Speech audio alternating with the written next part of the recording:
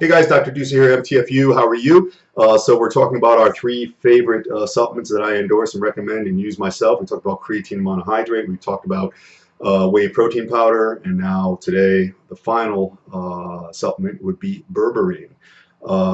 It's a glucose disposal agent. Me in my training, really taking anything comes down to knowing your body and knowing what works for you nutritionally in a supplemental sense, training, rest, all those things. Everybody's different. I know with me, I guess you can call it carbohydrate sensitivity. I eat too many carbs. I can tell right away. I don't feel as good. I look bloated. I look kind of fat. Maybe I am kind of fat. The berberine is an herb found in several plants. It's originated in Chinese medicine. It's a glucose disposal agent, and it essentially gets into the system and helps shuttle the blood sugar or the carbohydrates from the interstitium into the cells so you can use it. And it doesn't just sit there and cause those aforementioned problems that I suffer from.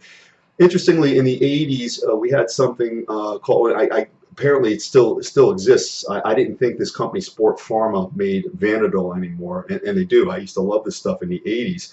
I'll just read here. Vanadyl sulfate mimics the effects of insulin in the body, enhances carbohydrate metabolism, stimulates glycogen and protein synthesis, increases energy, decreases recovery time, and may enhance muscle size and strength. Did all those things. I would take that and I would get hard as a rock. And I didn't do many other things, so I was able to kind of narrow it down to when I was taking that, I would get this response. The problem with Vanadyl sulfate, at least back then, was it was not really quantifiable. We didn't know how much to take, so being the way I was back in the 80s, I would take too much.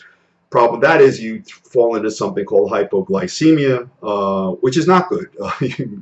Lightheadedness, dizziness, sweating, weakness, the blood sugar drops too low. So it's kind of a counter effect of what we were looking for. And remember, when you're building your body, I won't just say bodybuilding, when you're fortifying your body, in the early part of the century, when this was all known as physical culture, the guys would train for health first, and you would happen to look muscular afterward. Now, and I'm not saying this is necessarily bad, because as long as people are getting off their butts and doing something, it's a good thing. But people too much train for the cosmetic end, and they forget about the health end, and they feel like crap half the time. And I've done this myself. So you don't want that to happen. And with the Vanadyl, I don't do that anymore. I use the berberine. I found that 500 milligrams 3 times a day will allow me to get leaner, to shuttle the carbs into the cells. It's all about getting food energy into the cells. So you use them and you build your body. And that's really the whole game with everything that you eat. And it doesn't mean I overeat carbohydrates when I use berberine, because I don't. There are some populations, they did a study with a group of men and women who suffer from something called metabolic syndrome. And metabolic syndrome, amazingly, 1 in 5 people in this country now have metabolic syndrome, and it's marked by high blood pressure, high blood fats, high cholesterol. In men, a waistline over 40 inches, and females, a waistline over 35 inches. And you just carry around this big amount of fat in your torso and even your arms and sometimes legs, but it all starts from the stomach. And that puts you in a potential path to developing heart disease, cancers, high blood pressure, a lot of nasty things that will end up debilitating you or killing you in the long run.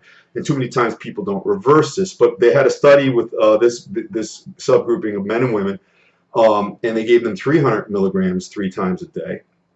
And not only did their BMI go from 31 to 27, but they lost an average of 11 pounds in a 3-month period doing nothing else, which is pretty amazing.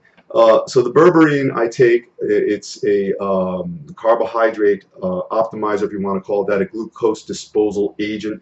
And, you know, thinking about it, I'm just surprised. It's said to be as potent. It's one of the few supplements that's as potent as a pharmaceutical known as metformin, which is amazing, because I'm surprised the Food and Drug Administration hasn't pulled it off the shelves, only because it's so potent.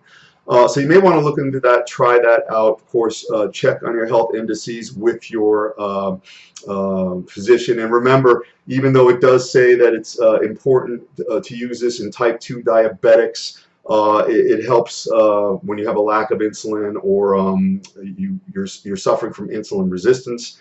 Don't take it upon yourself to get off your metformin and do this. Talk to your doctor first. Chances are he may not want you to switch to something natural.